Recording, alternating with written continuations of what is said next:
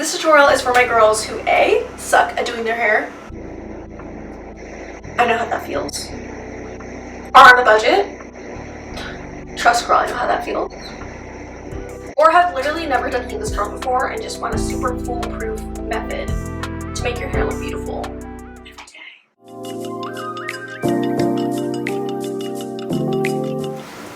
You see a video, the hair's beautiful, it's voluminous, it's super shiny, and then you try it on yourself and you're like, wow, I can't do this. When my curls take a long time or they take a lot of extra steps, I often find myself not doing them consistently or just like kind of not really wanting to do them when I'm, you know, it's been a long day and I'm tired and I want to go to bed. I think I found a method that works for me that is super easy and simple, very beginner friendly. All the products that I'm recommending in this video are going to be inexpensive, that anyone can buy from a Target or your local grocery store.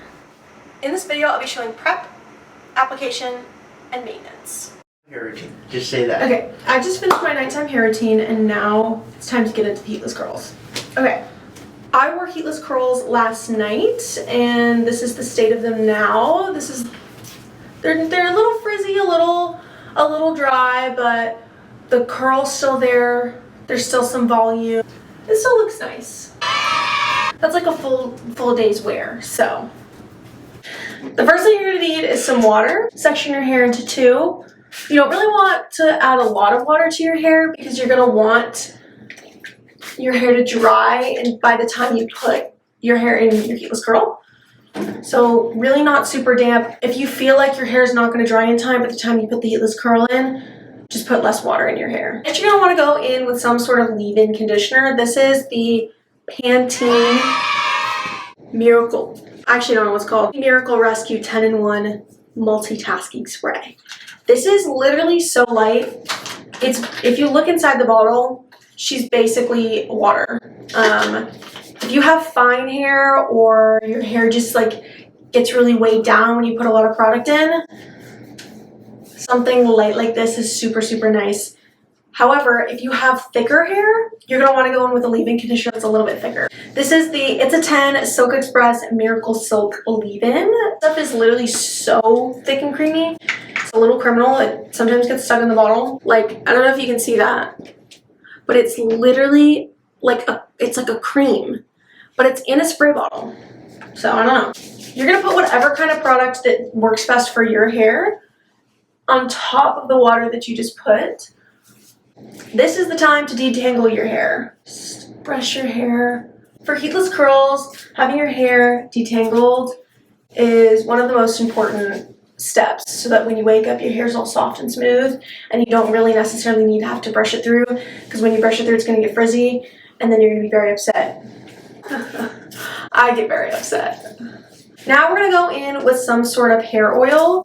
This is the Renewing Argan Oil of Morocco by OGX. You're just going to want to run that oil over your hair, coating everything from your lengths down. So that is the hair. If you want your hair to be super shiny after you put your heatless curls in, this is my girl. This is the L'Oreal Paris LV Glycolic Gloss High Shine Leave-In Serum. A lot of the times when you want shine in your hair, you need to put some sort of product like, I know like Color Wow is one of those products where you put it on your hair and it's heat activated so that when you blow dry your hair comes out super shiny and beautiful. And obviously like heatless curls, you're not using heat on your hair. So a product like this that leaves your hair shiny. I like to put this one in my wet hair, like after a shower. I think that's when this product works best for me. And it also works really well with the shampoo and conditioner that it comes with. Great alternative for a heatless way to add shine to your hair. Yeah, that's really all I have to say about that. Next, we're gonna move on to application. You're just gonna very loosely, it does not have to be even. I think I have more hair on one side anyways, So it doesn't even matter if I part my hair straight in the middle. It really does not matter because your curls are going to turn out literally the same. You're going to section off one side first, whichever side, literally does not matter. Once you section off one side and you look like a schoolgirl, you're going to grab your heatless curling rod. You're going to grab your heatless curling rod. Once it's even, you're going to place the middle of your rod on top of your head, just like this. You're going to place your clip at the front. You want this to, hold on. This is going to look silly. You don't want this to be in the front. You see that's in the front of my head and at the back? That's really important. You're going to grab your front pieces. You're going to fold over the rod. You're going to bring this piece underneath and grab it with your left hand. You see that? And then you're going to grab another piece of hair from the top of your head. You're going to start backwards.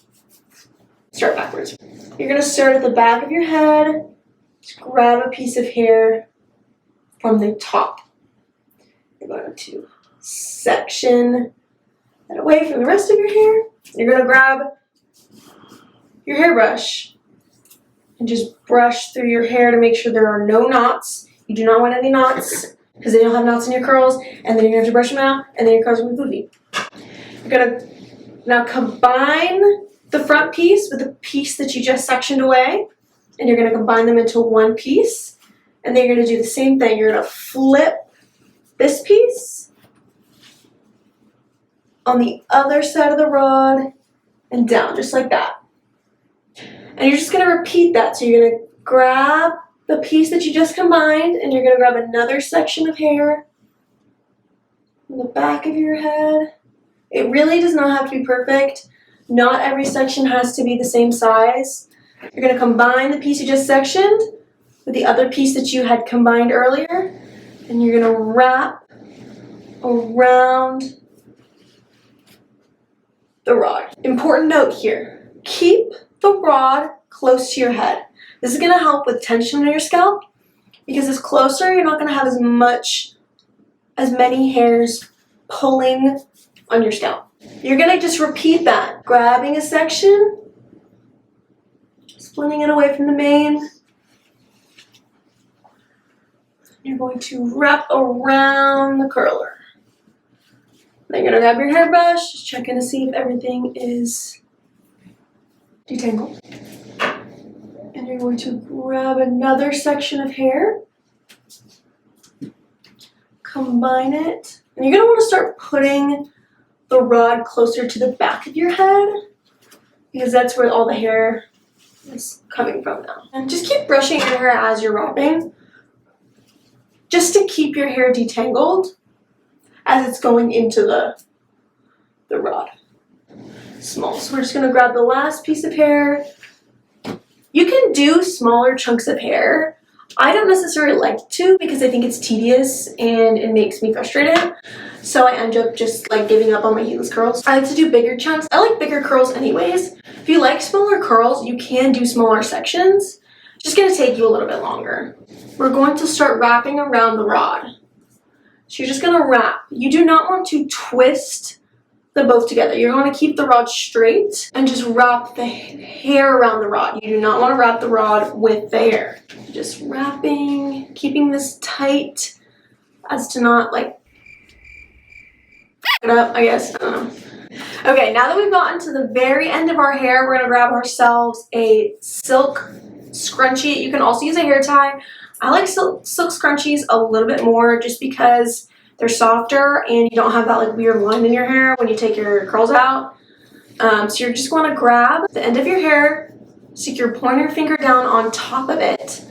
You're going to pull your scrunchie around the hair so it's over on top of it.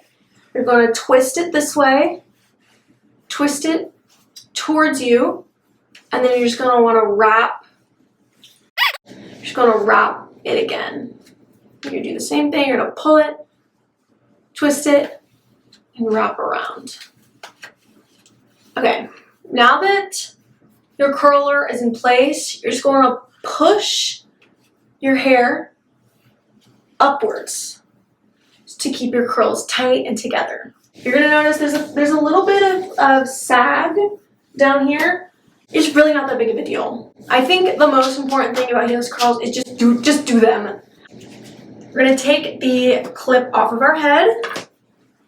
And we're going to undo our little pigtail that we did. And we're just going to do the other side. I'm going to show you how to do the other side as well.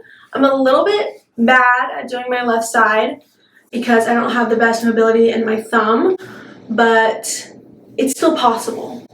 You can be bad at hair and have a bent thumb, and you can do heatless curls. If I can do it, you can do it. Grab the front piece of your hair.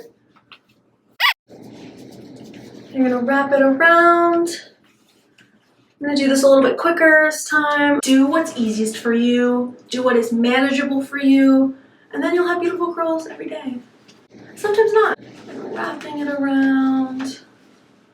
Grabbing hair. Just a little tiny little piece left.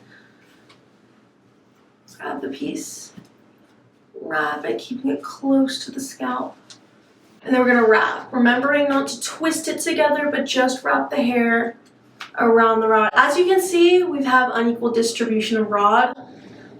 It's literally not the end of the world, it's okay. I don't know how that happens. It happens literally every time I do this, and I don't know how I don't even know, but it's okay. So, now that you're done, and you look at your beautiful work, one of the most important things you need to know about heatless curls is please, please, please, please do not go to bed with tension on your scalp, or you will go bald. You'll feel it. You'll know. You're gonna know if you have one hair pulling on your head. But it's much better to wake up with looser curls than it is to wake up with traction alopecia. So relieve some of the tension. Sometimes I just pull my hair out. It's not the end of the world. Your curls, like you'll have one curl that's maybe 2% looser than the other. Even in the back, just make sure just pulling some hair out if you really feel it. Or you can just redo it. That's also totally an option. It is a little bit more time consuming, but if you are worried about your scalp, just redo it. It's so much better. I'm going to talk about how to preserve these so when you wake up they're still intact and they're beautiful and they're silky and they're soft. This is the silk cap that I like to use. I literally bought this from Target. They're pretty cheap. You can also get a really fancy nice one if you want. I can't afford a fancy nice one, so I have this one for Target. I usually need some help putting my silk cap on. I have my boyfriend help me put this on my head. It's a little ordeal, but the reason silk caps are so nice is they're this really soft material that's gonna lay over your curls and just like smooth and shine your hair a little bit so that when you wake up your hair's all nice and shiny. You can just sleep in it like this. I mean, I've slept in it like this and it really hasn't been a problem for me.